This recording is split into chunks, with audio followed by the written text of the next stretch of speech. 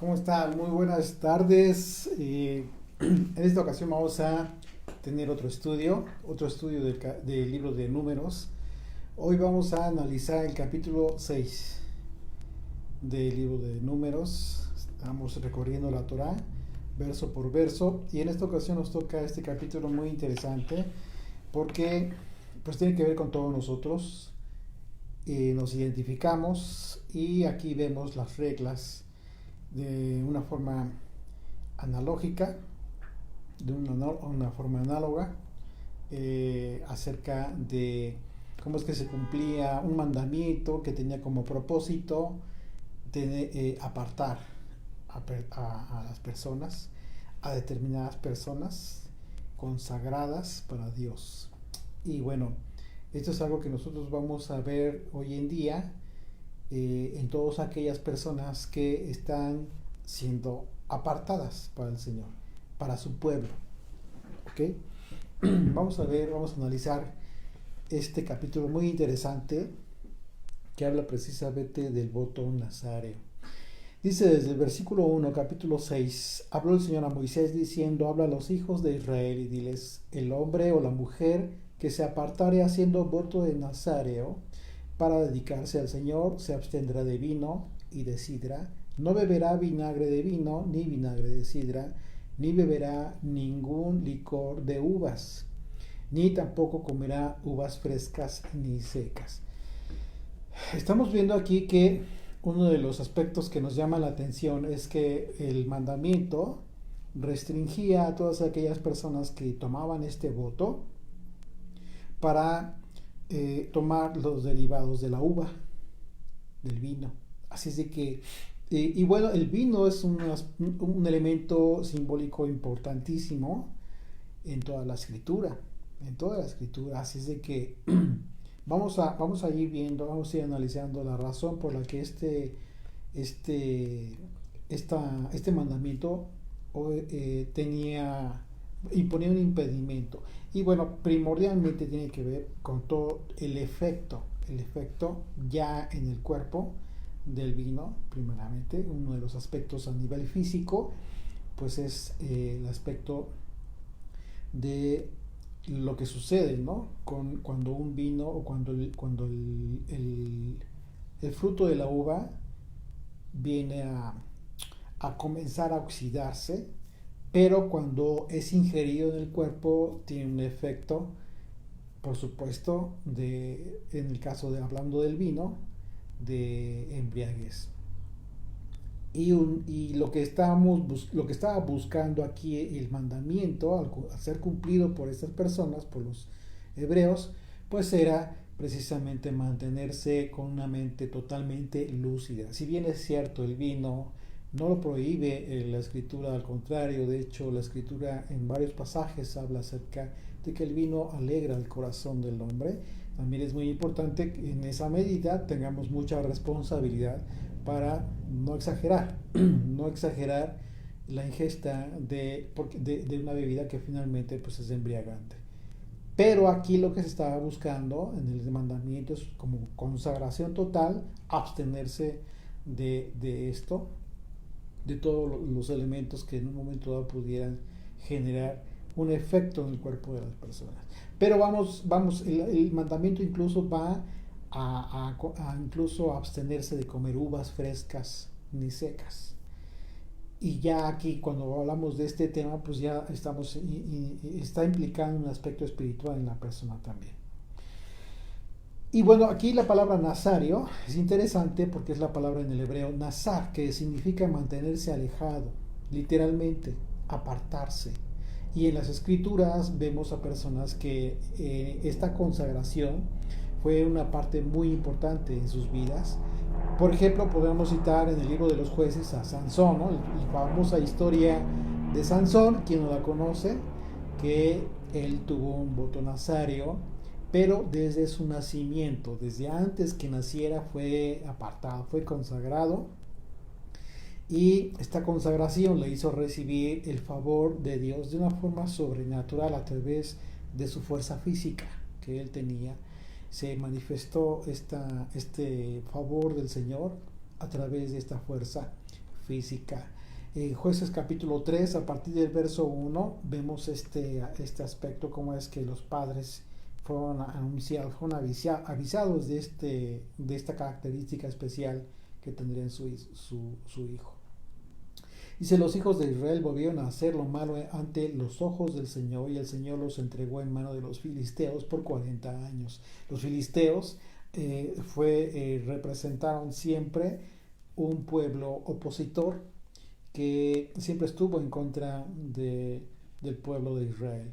Dice el verso 2, y había un hombre de Sora, de la tribu de Dan, el cual se llamaba Manoa, y su mujer era estéril y nunca había tenido hijos. A esta mujer apareció el ángel del Señor y le dijo, he aquí que tú eres estéril y nunca has tenido hijos, pero concebirás y darás a luz a un hijo.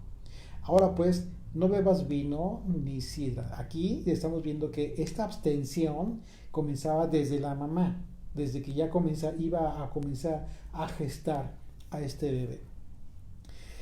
Dice, no bebas vino ni sidra, ni comas cosa inmunda, pues he aquí que concebirás y darás a luz un hijo, y navaja no pasará sobre su cabeza, porque el niño será nazareo. Aquí estamos hablando que esta descripción cambia a un voto nazario. El voto, recordemos que era voluntario, pero aquí era un aspecto natural con el que ya iba a nacer este niño. Entonces aquí vemos un aspecto diferente. Dice, porque el niño será nazareo a Dios desde su nacimiento, y él comenzará a salvar a Israel de mano de los filisteos. Y la mujer vino y se lo contó a su marido, diciendo, un varón de Dios vino a mí, cuyo aspecto era como el aspecto de un ángel de Dios, temible en gran manera, y no le pregunté de dónde ni quién era, ni tampoco él me dijo su nombre. Y me dijo, he aquí que tú concebirás y darás a luz un hijo. Por tanto, ahora no bebas vino, ni sidra, ni comas cosa inmunda, porque este niño será nazareo a Dios. Será apartado a Dios desde su nacimiento hasta el día de su muerte. Otro personaje que vemos en la Biblia, también por supuesto muy muy importante y que cumplió su voto nazario, que implicaba apartarse, fue pues nada menos que Juan el Bautista. Y esto lo sabemos porque el ángel que le anunció el nacimiento a Juan a su padre, Zacarías, habló de estas especificaciones del voto nazario que tendría desde su nacimiento. El mandamiento de número 6 habla de un voto nazario, pero estamos viendo que en estos dos personajes de la Biblia sería un aspecto natural desde su nacimiento. ¿Okay? Como un aspecto impuesto por Dios mismo, es decir, como que Dios mismo se apartó a estos varones desde antes de su nacimiento. Dice Lucas 1, verso 5, hubo en los días de Herodes, rey de Judea, un sacerdote llamado Zacarías de la clase de Abías, su mujer era de las hijas de Aarón y se llamaba Elizabeth. Ambos eran justos delante de Dios y andaban irreprensibles en todos los mandamientos y ordenanzas del Señor, pero no tenían hijo igual circunstancia, porque Elizabeth era estéril, y ambos eran ya de edad avanzada. Y aconteció que, ejerciendo Zacarías el sacerdocio delante de Dios según el orden de su clase, conforme a la costumbre del sacerdocio, le tocó en suerte ofrecer el incienso entrando en el santuario del Señor. Y toda la multitud del pueblo estaba fuera orando a la hora del incienso. Y se le apareció un ángel del Señor puesto en pie a la derecha del altar del incienso, y se turbó Zacarías al verle, y le sobrecogió temor. Verso 13, pero el ángel le dijo, Zacarías, no temas, porque tu oración ha sido oída, y tu mujer Elizabeth te dará a luz un hijo, y llamarás su nombre Juan, y tendrás gozo y alegría, y muchos se regocijarán de su nacimiento, porque será grande delante de Dios. Y aquí viene el mandamiento, no beberá vino ni sidra, y será lleno del Espíritu Santo aún desde el vientre de su madre, y hará que muchos de los hijos de Israel se conviertan al Señor, Dios de ellos, e irá delante de él con el espíritu y el poder de Elías para hacer volver los corazones de los padres a los hijos y de los rebeldes a la prudencia, de los justos para preparar al Señor un pueblo bien dispuesto. Si nos damos cuenta, esta característica nos dice claramente que también este niño, Juan, desde su nacimiento, tendría que ser apartado, tendría que cumplir con con el nazareato. Así es que, como vemos en estos dos casos, el anuncio de la consagración de estos niños que estaban por nacer implicó una consagración total desde el nacimiento, desde su nacimiento. Y el propósito de esta consagración, de esta designación para ser apartados, tenía que cumplir un plan específico en relación al pueblo de Dios. Y ese propósito se vincula nada más y nada menos con la salvación, con la redención y restauración. Sin embargo, de acuerdo al mandamiento que vemos que se describe en este capítulo número 6, de manera general cualquier hombre o mujer común podían tomar la decisión de este tiempo especial, un apartamiento para ser consagrado al Señor enteramente, tal y como lo hizo el apóstol Pablo. Aquí en el caso del apóstol Pablo también se describe que él llevó a cabo este voto, y ahí en Hechos capítulo 18, verso 18, dice: mas Pablo, habiéndose detenido aún muchos días allí, después se despidió de los hermanos y navegó a Siria, y con él Priscila y Aquila, habiéndose rapado la cabeza en Cencrea, porque tenía hecho voto. Aquí estamos hablando de este voto nazario. Así es que el hecho de raparse implicaba, por supuesto, que Pablo había cumplido con este voto nazario, conforme al mandamiento. De manera que es interesante entender entonces que la consagración que se llevaba a cabo a través de este voto nazario tenía el propósito de mantenerse apartado para Dios, a fin de cumplir propósitos divinos. Ese era el propósito específico. La pregunta es: ¿hoy en día puedo cumplir el voto nazario? La respuesta es no. ¿Por qué? Porque el voto nazario implicaba ofrendas en el templo, y ya no hay ofrendas en el templo. La pregunta más correcta sería: ¿puedo apartarme para Dios de la misma forma? Claro que sí. Por supuesto que sí. Dice el verso 4: todo el tiempo de su nazareato, de todo lo que se hace de la vid, lo que hace de la vid, desde los granillos hasta el ollejo, no comerá. Todo el tiempo del voto de su nazareo no pasará navaja sobre su cabeza hasta que sean cumplidos los días de su apartamiento al Señor. Será santo, dejará crecer su cabello.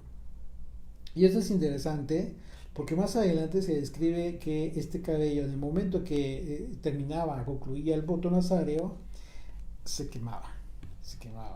Así es que imagínate lo que esto representaba también. Y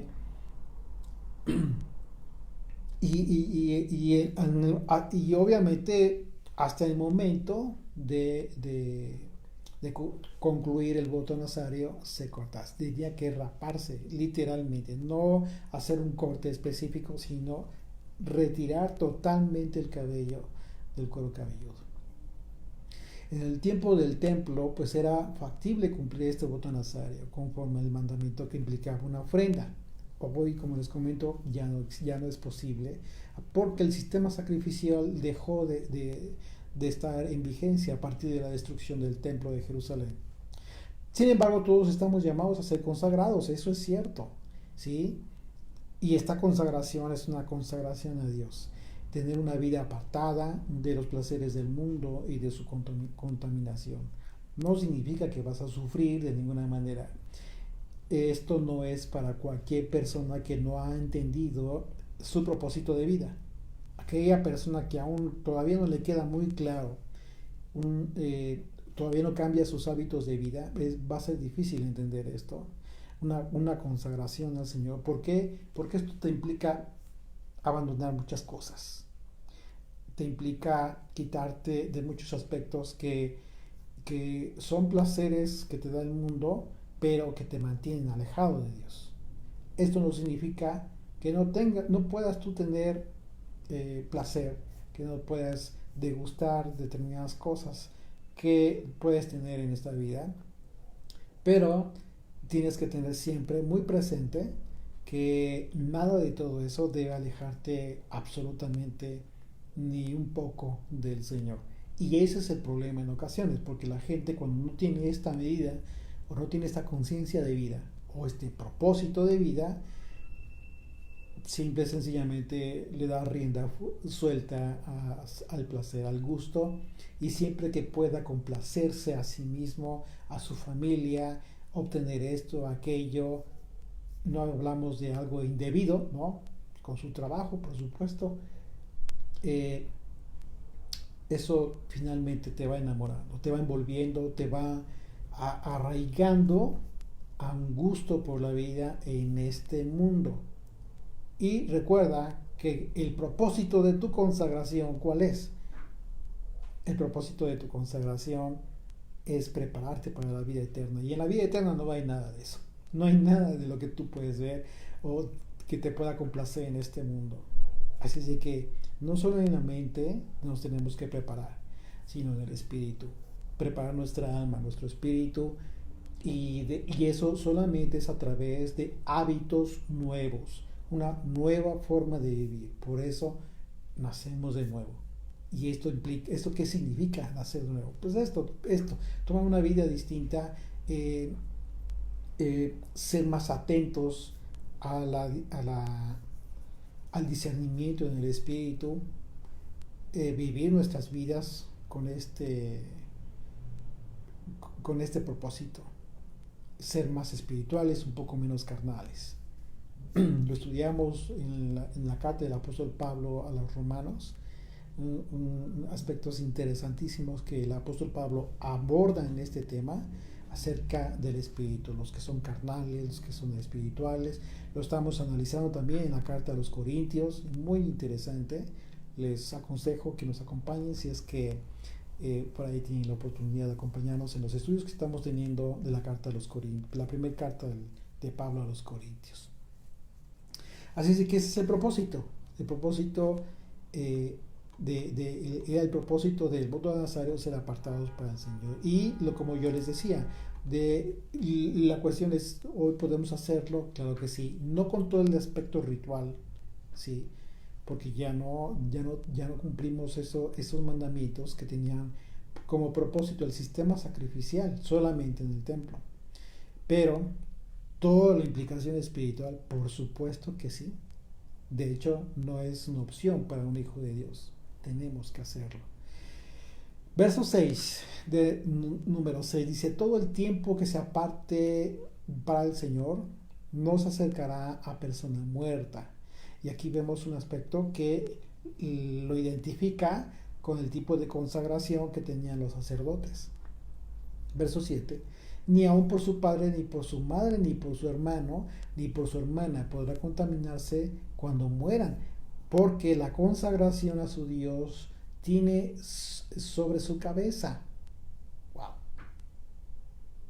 Imagínate, aquí está la conexión de la consagración a Dios con el cabello, que no debía raparse, debía cuidar de no raparse, no tocarse el cabello, o sea, no retirarlo de la cabeza durante todo su voto nazario. Verso 8, todo el tiempo de su nazariato será santo al Señor.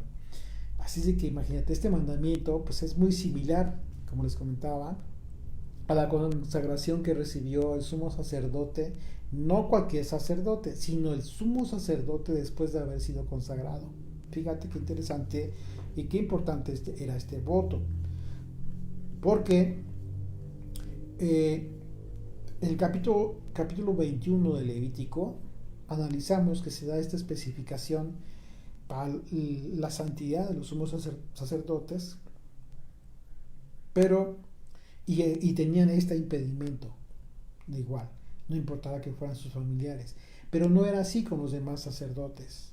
Los demás sacerdotes sí en un momento dado pueden llegar a la contaminación por causa de su familia, pero el sumo sacerdote no. Vamos a recordar esto. Levítico 21, verso 10. Y el sumo sacerdote entre sus hermanos, sobre cuya cabeza fue derramado el aceite de la unción, y que fue consagrado para llevar las vestiduras, no descubrirá su cabeza, ni rasgará sus vestidos, ni entrará donde haya alguna persona muerta, ni por su padre ni por su madre se contaminará, ni saldrá del santuario, ni profanará el santuario de su Dios. Porque la consagración por el aceite de la unción de su Dios está sobre él. Yo, el Señor. Y recordemos que precisamente este aceite de la consagración era derramado desde la cabeza en el sumo sacerdote. Y en este sentido, pues la santidad que debían guardar los que tuvieran voto nazario debía cumplir con estas restricciones a pesar incluso de la familia, considerando desde luego que en aquel tiempo debían cumplir los extremos de los mandamientos en el sentido ritual, como en este caso.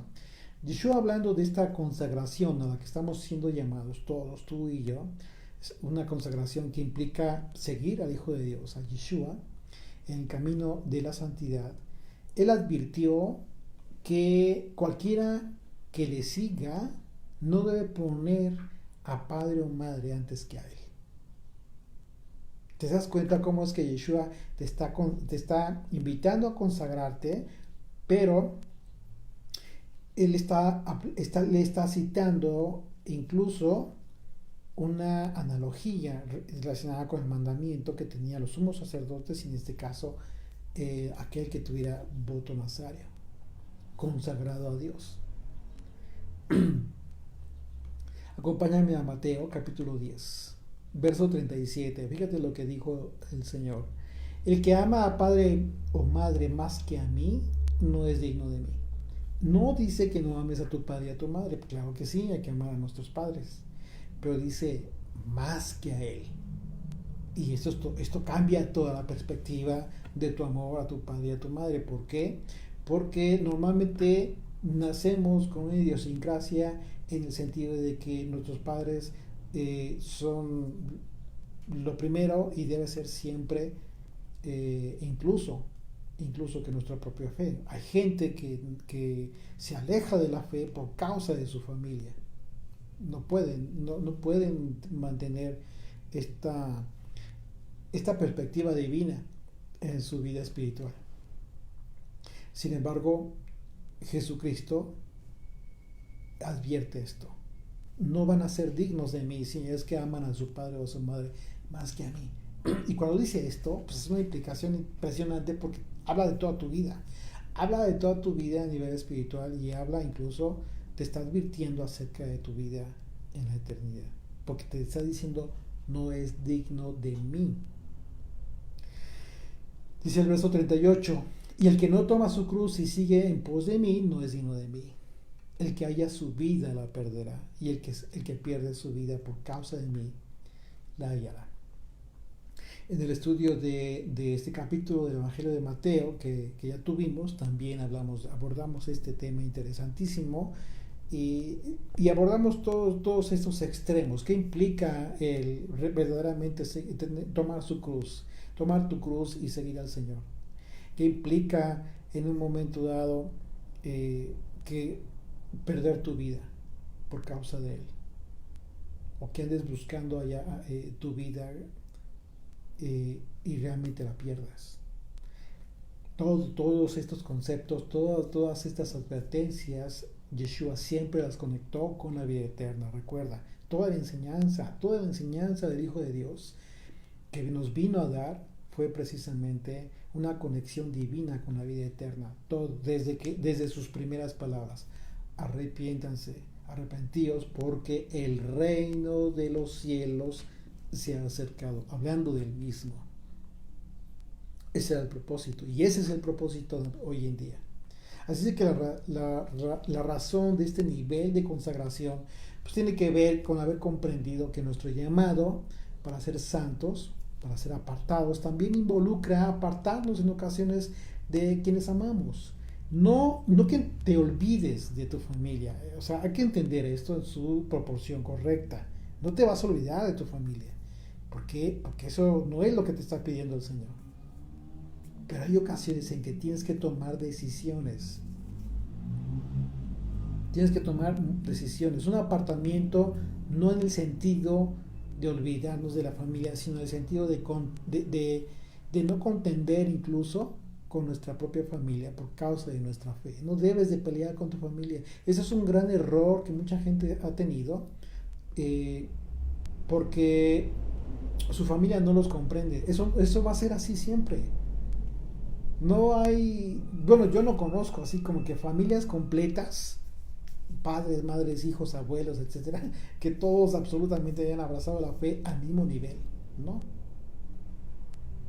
Algunos apenas como que están tratando de entender, en fin, hay que tener mucha paciencia en esto y mucha sabiduría y mucha prudencia y mucho amor, por supuesto que mucho amor, ¿por qué? Porque no podemos olvidarnos de la familia, no debemos olvidarnos de nuestros padres, de nuestros hermanos. Claro, hasta en un momento dado que te permitan, ¿no? Porque hay incluso familia que lamentablemente pues te aleja.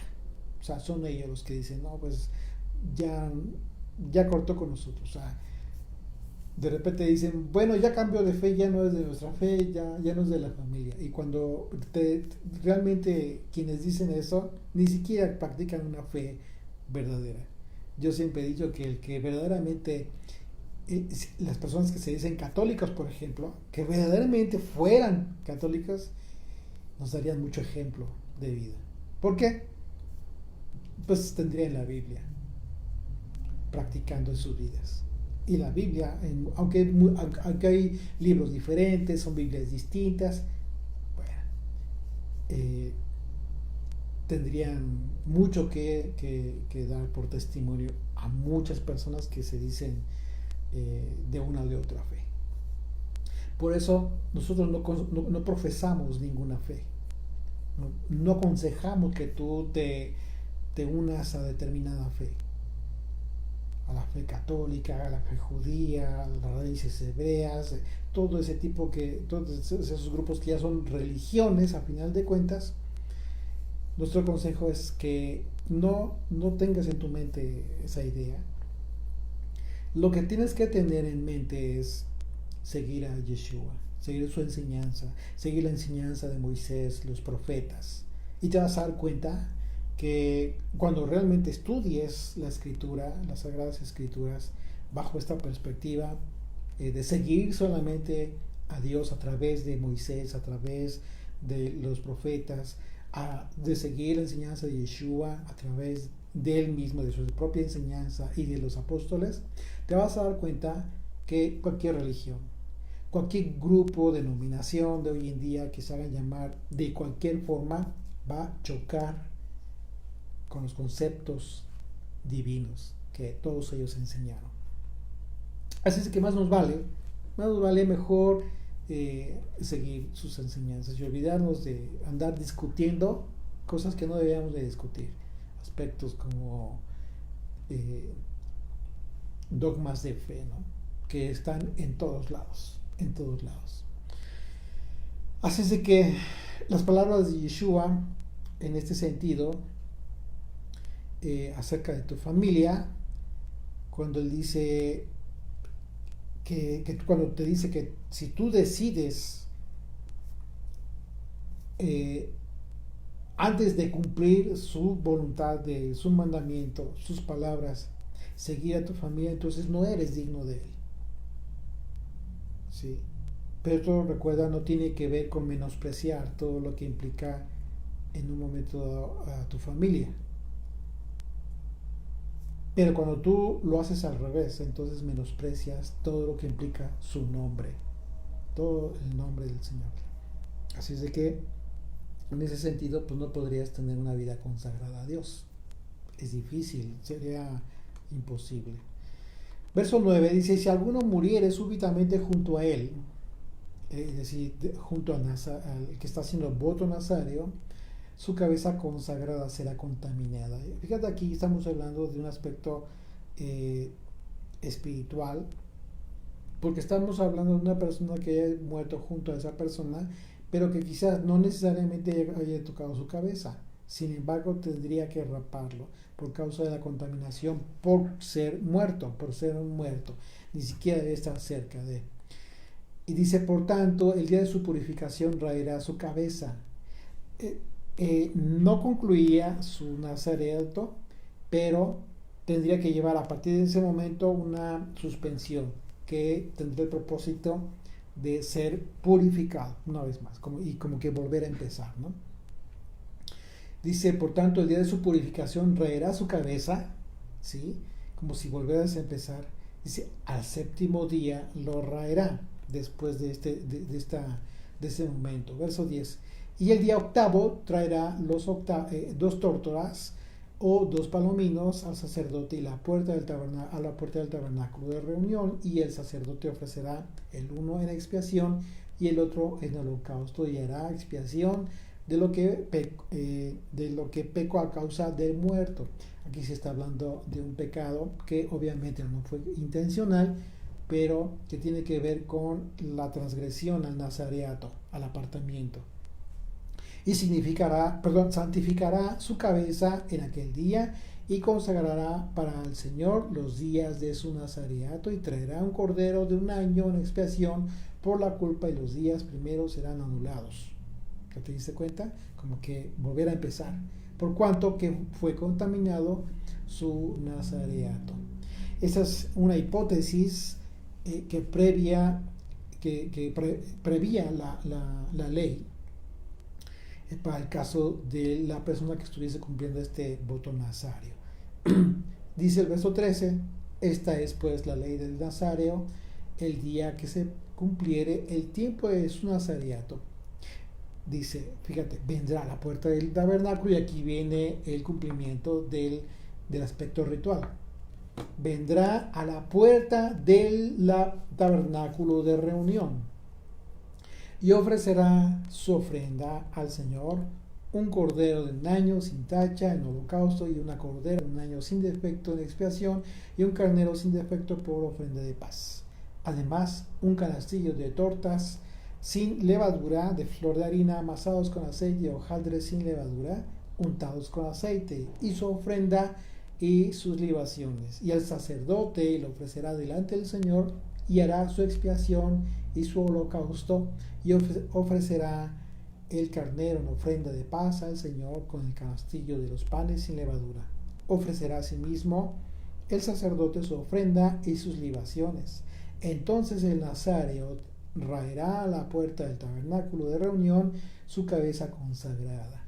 Fíjate bien aquí, en ese momento, ya concluido el voto nazario, rasuraba su cabeza. Y tomará los cabellos de su cabeza consagrada y los pondrá sobre el fuego que está debajo de la ofrenda de paz. Así que aquí vemos esta conexión de la consagración que hace el Señor de lo que estaba en su cabeza, con el cabello, de aquel que hacía voto nazario. Hoy en día no llevamos a cabo nada de esto, ¿sí? Pero sabemos que el Espíritu de Dios está sobre nosotros si es que estamos consagrados a Dios, si es que estamos consagrados a Dios, si es que estamos apartados a Dios. El Espíritu de Dios lleva a cabo todo esto. Recuerden que que el aceite que se empleaba para la consagración especial, etcétera, tiene un simbolismo, lo hemos analizado, y el simbolismo es precisamente el Espíritu de Dios que posaba sobre la persona. El apóstol Pablo recibió la invitación por parte de los judíos que se encontraban en Jerusalén para pagar los gastos relativos a este mandamiento, para unos compañeros que estaban ahí ya queriendo también concluir con su voto nazario. Y lo invitan, ¿por qué? Porque se había divulgado una falsa información en relación al apóstol Pablo, en el sentido de que él enseñaba fue en contra de la ley. De manera que el pueblo, entonces, si hacía esto Pablo, el pueblo sería testigo de que Pablo andaba conforme a la ley.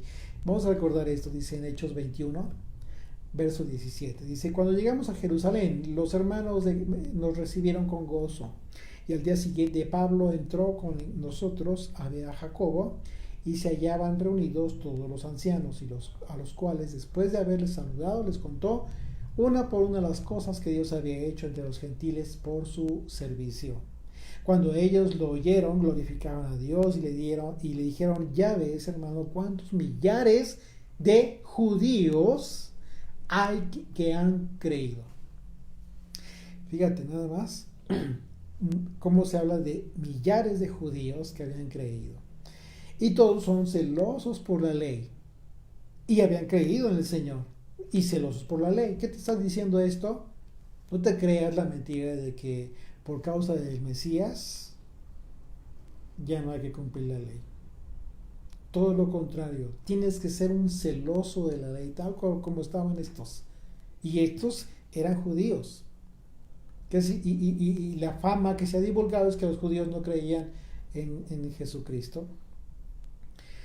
Pero estamos hablando de un grupo mínimo, un determinado grupo de judíos que no creyeron. Pero había muchísimo pueblo judío, por supuesto, que fueron los primeros seguidores de Yeshua, de Jesucristo, fueron judíos. Y por supuesto se fueron adhiriendo extranjeros. Pero aquí, fíjate qué clara es la escritura. Dice, ya ves, hermano, cuántos millares de judíos hay que han creído, y todos son celosos por la ley. Pero se les ha informado en cuanto a ti, que enseñas a todos los judíos que están entre los gentiles a apostatar de Moisés. Nada que ver. Y bueno, lo hemos analizado infinidad de veces, que lo que estaba enseñando Pablo realmente tenía que ver con la enseñanza de la ley de Moisés y no de la enseñanza de la tradición judía. Por eso era el gran problema, ¿no? La gran confusión o la mala información. Dice el verso 22, ¿qué hay pues? Dice, la multitud se reunirá de cierto, porque oirán que has venido. Haz pues esto que te decimos. Aquí va el consejo. Hay entre nosotros 4 hombres que tienen obligación de cumplir voto. Tómalos contigo, purifícate con ellos y paga sus gastos para que se razone la cabeza. Y todos comprenderán que no hay nada de lo que se les informó acerca de ti, sino que tú también andas ordenadamente guardando la ley. ¿Cuáles gastos? Lo que implicaba la ofrenda, lo que acabamos de leer en los versículos anteriores. Todo el aspecto sacrificial. Así es de que, ¿qué nos está diciendo esto? Pablo jamás dijo que no cumpliéramos la ley. Él la cumplió, Yeshua lo cumplió, y tanto Yeshua como los apóstoles cumplieron la ley y enseñaron a cumplir la ley.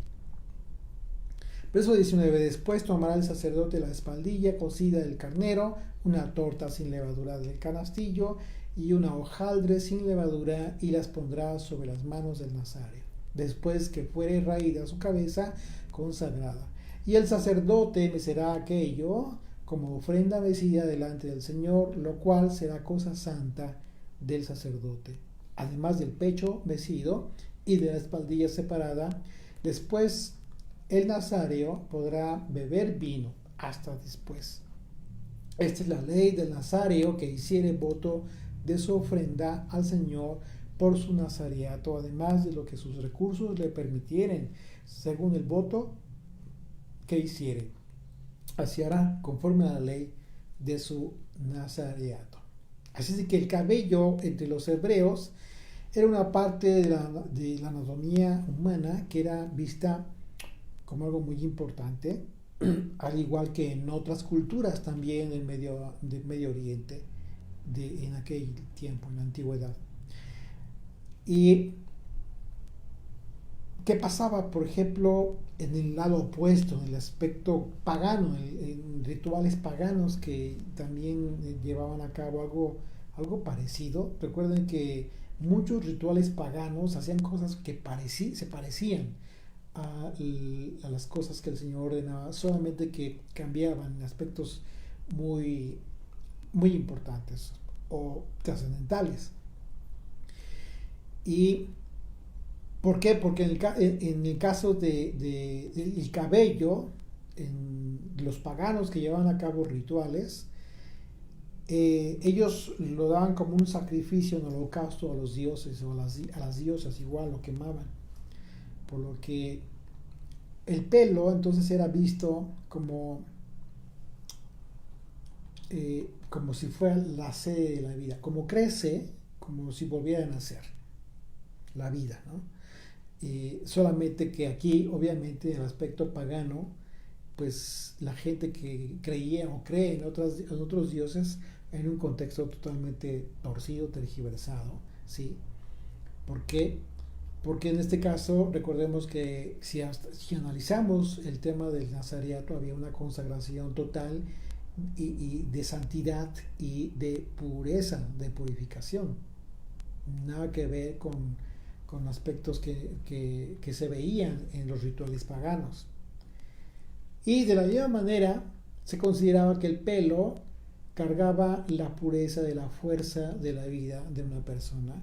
Cuando los nazarios correctamente completaban este periodo del voto, pues el cabello de la cabeza se cortaba y era quemado como una ofrenda al Señor, porque esto era una cosa pura y limpia y santa para ofrecer al Señor.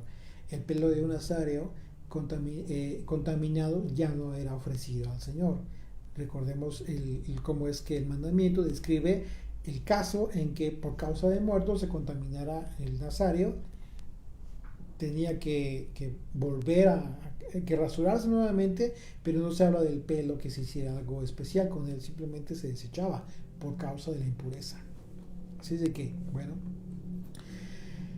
Y nosotros obtenemos el ritual completo del nazario que se completa en este voto de los versos 13 al 20 como un resumen, ¿sí? Y como un resumen de cuatro, si tú puedes ver, como cuatro sacrificios, cuatro aspectos parecidos o similares. Podríamos ver que en esta ofrenda vemos cuatro sacrificios que podrían ser considerados en este mandamiento. El holocausto, la ofrenda del holocausto, la ofrenda del grano, de acuerdo a la ofrenda que se presentaba, la ofrenda de paz y la reparación.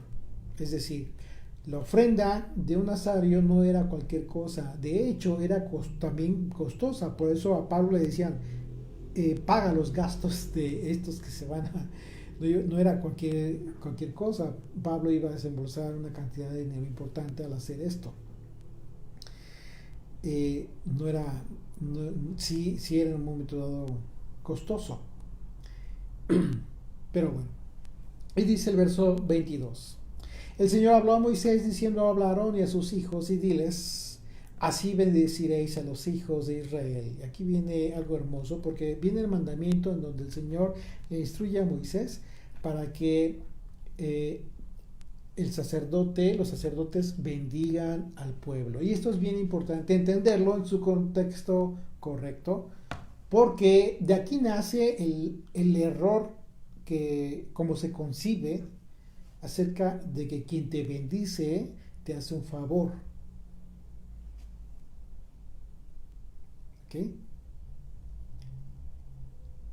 Aquí vamos a ver cómo es que de la misma redacción del mandamiento es Dios quien da la bendición, pero utiliza, es decir, el recurso de este beneficio que recibe el hombre era el sacerdote, es a través del sacerdote.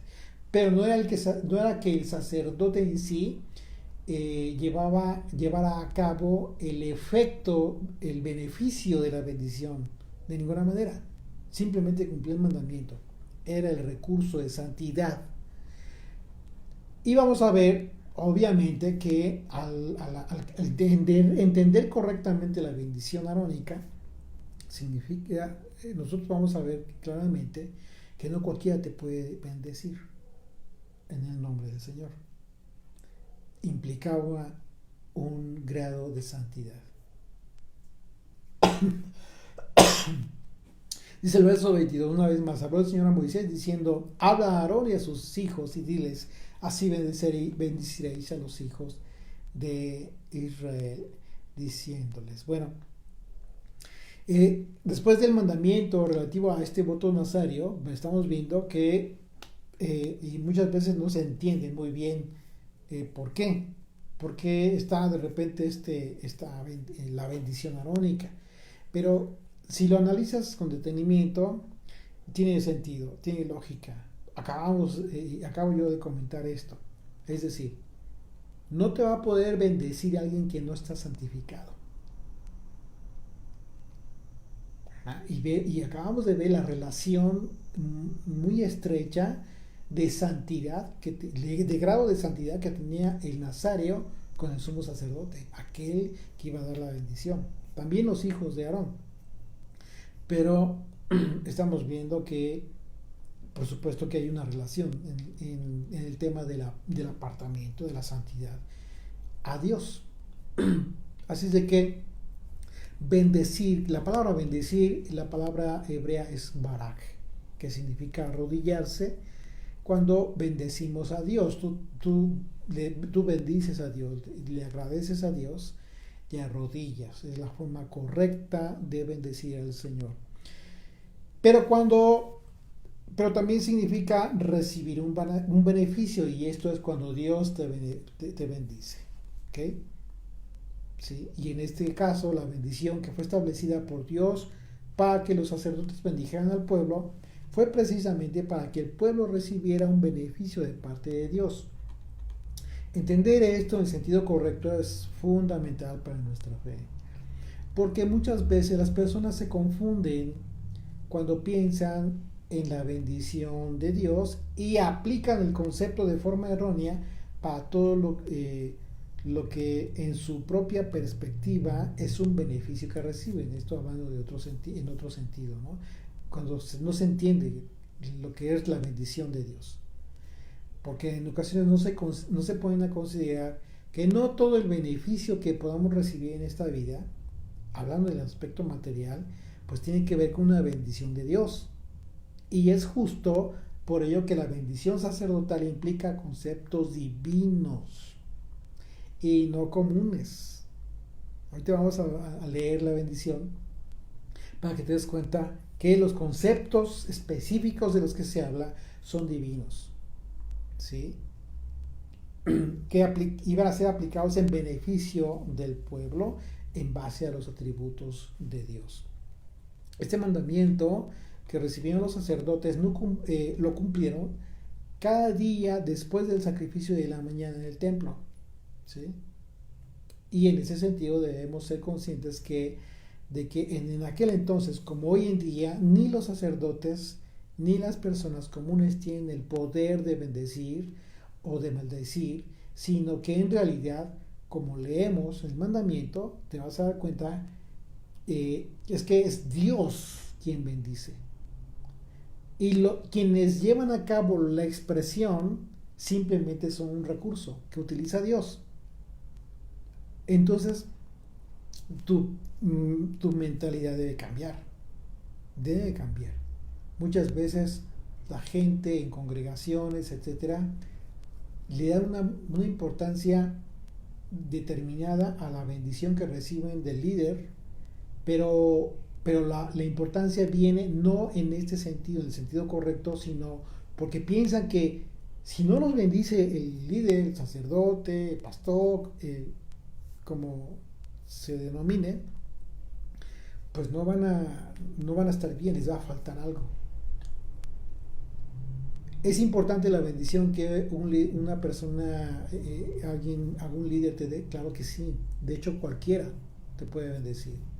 Pero dos aspectos fundamentales. Tienes que pensar que es Dios quien va a dar la bendición y aquella persona simplemente la expresa, ¿sí? Es lo más importante que debes tener en tu mente. Y dos, El otro aspecto también que es importante es no considerar a algún líder como que el hecho de que o se niega a bendecirte porque ya te va a hacer un daño. En el caso contrario, ¿no? De ninguna manera. Nadie tiene ese poder. Absolutamente nadie tiene ese poder. Así que este mandamiento que recibieron los sacerdotes lo cumplieron, les decía, pues todo, cada después del sacrificio de la mañana, llevaban a cabo esta bendición. Y en consecuencia, esta bendición conocida como la bendición arónica, de acuerdo al contexto del mandamiento de consagración que debe tener el pueblo de Dios, significa que es una bendición exclusiva también para los hijos de Israel, para los hijos de Dios, para el pueblo de Dios. Porque los pactos y las promesas son para el pueblo de Dios y no para cualquiera que sin tener ningún pacto ni con el Eterno pudiera en un momento dado pretender recibir el favor de Dios. Esto, si tú lo analizas, tiene lógica, ¿no? Tiene sentido. No es porque alguien te quiera excluir, no es porque Dios excluya a nadie, absolutamente. Simplemente no quieres nada con Dios, dices, respeto tu fe, pero no me interesa. El Señor también dice lo mismo, respeto tu vida, pero no tienes nada conmigo. Eso es lógico. ¿Le preocupa? Claro que sí, al Señor le preocupa y siempre te va a dar oportunidades al paso de tu vida. Una y otra forma te va a llamar con amor a través de tu experiencia, a través de aflicciones, te va a llamar. Pero al final de cuentas tú tomas la decisión. Verso 24, el Señor te bendiga y te guarde. El Señor haga resplandecer su rostro sobre ti y tenga de ti misericordia. El Señor hace sobre ti su rostro y ponga en ti paz. Esta es la bendición. Hermosa, ¿no? Y así de hermosa, observamos con detenimiento que podemos apreciar que existe una palabra clave, ¿sí? La palabra clave en la bendición es la palabra rostro. No solo porque se repite 2 veces en estos 3 versículos, sino por lo que implica de acuerdo a su etimología. Porque la palabra rostro en el hebreo es la palabra panim, que se traduce como delante de, enfrente, a la vista, encuentro, presencia, en su presencia. De lo que podemos deducir entonces que la fuente de bendición es el rostro de Dios. La fuente de esta bendición especial es el rostro de Dios, lo que debemos entender como estar en su presencia. ¿Y cómo vas a estar en su presencia si no estás consagrado? Recuerda que el Señor no puede tener comunión con quien no tiene un grado de santidad.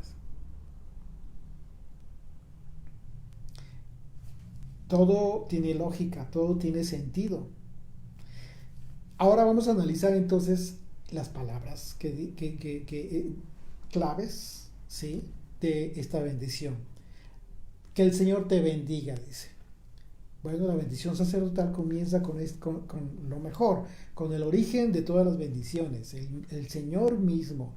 Dios es la mejor bendición, no solo porque su presencia es lo que mayor a nosotros, lo que más anhelamos en un momento dado, sino que también porque Él es el portador y la fuente de todas las demás bendiciones. A final de cuentas, todo lo que tú pudieras anhelar en tu corazón, si está conforme a su voluntad, siempre va a venir de Él.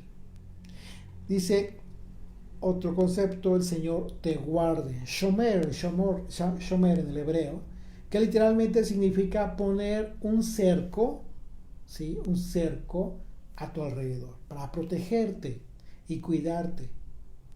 En este caso, el cerco al que guarda su redil, el redil de sus ovejas, de su rebaño, de donde el Señor guarda a sus ovejas de cualquier ladrón o salteador. Que el Señor te guarde. Y si estás buscando que el Señor te guarde, entonces lo que debes hacer es cuidarte de no estar fuera del redil.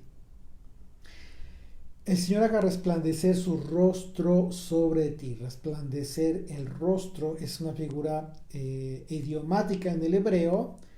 El verbo se traduce como resplandecer y en el hebreo la palabra es or, que también tiene que ver con luz, que literalmente significa luz, tal cual. Esto significa que cuando la escritura habla de que el Señor esconde su rostro de su pueblo, cuando pecó, lo hemos visto en infinidad de veces, tiene que ver con tinieblas en el pueblo, ¿sí? Con oscuridad por causa de su desobediencia. Luego entonces, para que el Señor haga resplandecer su rostro sobre su pueblo, ¿qué tiene que pasar? Pues el pueblo tiene que ser obediente. ¿Okay? Y dice, tenga de ti misericordia. Hanan, en esta ocasión la palabra misericordia que se utiliza aquí es la palabra Hanan, que se traduce como doblarse o inclinarse en bondad hacia un inferior, a lo que la esencia de la bendición de Dios para con el hombre, ¿sí? Un favor que en un momento dado el Señor te bendice, te beneficia. Y aquí dice, tenga de ti misericordia, ¿sí? Moverse en favor de ti mediante la petición que tú le hagas. Sí, bien es cierto que el Señor en un momento dado sabe que nosotros en un momento dado pecamos, ¿sí? También es verdad que el anhelo del Señor es que su pueblo permanezca en su presencia. Siempre nos da la oportunidad para restituir, restaurar nuestra condición. Dice el Señor, alce su rostro sobre ti. Sí, alce sobre ti su rostro. ¿Qué significa? Lo contrario al rostro caído. Recordemos que la escritura en Génesis 4:6 habla de Caín por causa de la ofrenda que no le agradó al Señor, o que le agradó más la ofrenda de Abel. Dice entonces el Señor dijo a Caín, ¿por qué te has ensañado y por qué ha decaído tu semblante, tu rostro? ¿Qué significa esto? Que en un momento dado, ¿cómo podríamos entender que el Señor alce sobre ti su rostro? Por lo contrario, ¿no? Que el Señor ponga alegría, shalom, paz, gozo en ti. Te dé paz, dice, también te dé paz, paz en el hebreo, todos lo sabemos, shalom, que literalmente quiere decir es ser completado en todos los sentidos, es no tener necesidad de nada si es que tenemos la mente del Mesías, claro. Mucha gente todo el tiempo piensa de forma equivocada, ay, no tengo dinero, ay, no tengo esto, o sea, siempre está quejándose. Si tú escuchas con atención, hay personas que todo el tiempo se quejan, todo el tiempo están con expresiones de quejumbres. No hay shalom en esa persona, no hay shalom. Y todo tiene que ver con no tener la mente del Mesías, la mente de Cristo. ¿Por qué? Porque cuando tú tienes la mente del Señor, significa que ya estás habituado a la condición en este mundo, pero lo que te espera también. Estás conforme, pero no conforme con lo que el Señor te da en este momento, ¿sí? Hablando del aspecto material, y le agradeces al Señor. Pero hay gente que todo el tiempo se queja. No importa que el Señor le haya permitido tener una buena vida, todo el tiempo se queja. De verdad hay gente así, y es triste. Es triste porque son personas que no tienen el sentido de la gratitud para con Dios. No importa cuánto tengas, así sea muy poco, el Señor te lo ha dado. Disfrútalo, gózalo y dale gracias al Señor. Y dice Juan capítulo 14, verso 27, la paz os dejo, mi paz os doy. Yo no os la doy como el mundo la da, no se turbe vuestro corazón, ni tenga miedo. Aquí te lo está diciendo el Señor. La paz que tú puedes recibir del Señor no es como la paz como la percibe el mundo. Es una paz que sobrepasa todo entendimiento. Y finalmente el mandamiento y el propósito que Dios estableció para los sacerdotes acerca de esta bendición, pues consistió en que pusieran su nombre, el nombre del Señor, sobre los hijos de Israel que en esta bendición. Fíjate qué importante. Y dice el verso 27, y pondrán mi nombre sobre los hijos de Israel y yo los bendeciré. En ese sentido, el objetivo de la bendición era poner el nombre de Dios sobre el pueblo para que Dios diera su bendición. Entonces no era cualquier cosa, poner el nombre de Dios en su pueblo. ¿Qué significa? ¿Cómo lo iban a hacer? A través de la enseñanza de toda su voluntad, de todos los mandamientos. Una forma de vida, poner su nombre, vivir bajo el gobierno de Dios. Eso significa que a través de esta bendición el Señor estaría sellando a su pueblo, por cuanto que su nombre implica autoridad. Por ello, no es posible que la bendición de Dios, conforme al contexto de este pasaje, sea dada a gente que no tiene un pacto de alianza con el Eterno. Hay que entenderlo de forma correcta y sincera también, porque de nada sirve que des un mensaje como una mentira piadosa. Está mal dicho, jamás, no hay mentiras, no hay piedad en una mentira. Tienes que decir la verdad, el mensaje es certero. Hoy en día, todos aquellos que venimos al Padre a través de la obediencia a su ley, tenemos el gran privilegio de recibir su bendición, por cuanto que estamos bajo su autoridad, bajo su nombre, lo cual por supuesto implica también una gran responsabilidad para nosotros.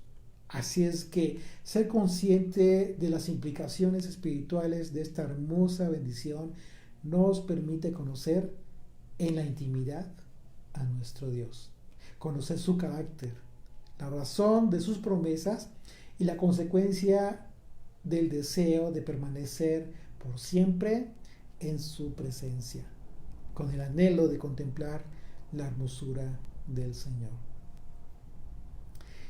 El Señor es mi luz y mi salvación, ¿de quién temeré? El Señor es la fortaleza de mi vida, ¿de quién he de atemorizarme? Cuando se juntaron contra mí los malignos, mis angustiadores y mis enemigos, para comer mis carnes, ellos tropezaron y cayeron. Aunque un ejército acampe contra mí, no temerá mi corazón. Aunque contra mí se levante guerra, yo estaré confiado. Una cosa he demandado al Señor, esta buscaré, que esté yo en la casa del Señor todos los días de mi vida, para contemplar la hermosura del Señor y para inquirir en su templo, porque Él me esconderá en su tabernáculo en el día del mal. Me ocultará de lo reservado de su morada, sobre una roca me pondrá en alto. Luego levantará mi cabeza sobre mis enemigos que me rodean, y yo sacrificaré en su tabernáculo sacrificios de júbilo. Cantaré y entonaré alabanzas al Señor. Oye, oh Señor, mi voz con que a ti clamo. Ten misericordia de mí y respóndeme. Mi corazón ha dicho de ti, buscad mi rostro. Tu rostro buscaré, oh Señor. No escondas tu rostro de mí, no apartes con ira a tu siervo. Mi ayuda has sido. No me dejes ni me desampares, Dios de mi salvación. Aunque mi padre y mi madre me dejaron, con todo el Señor me recogerá. Enséñame, oh Señor, tu camino y guíame por senda de rectitud, a causa de mis enemigos. No me entregues a la voluntad de mis enemigos, porque se han levantado contra mí testigos falsos y los que respiran crueldad. Habiendo yo desmayado, si no creyese que veré la bondad del Señor en la tierra de los vivientes. Aguarda al Señor, esfuérzate y aliéntese tu corazón. Sí, espera al Señor. Amén. Gracias, amigos.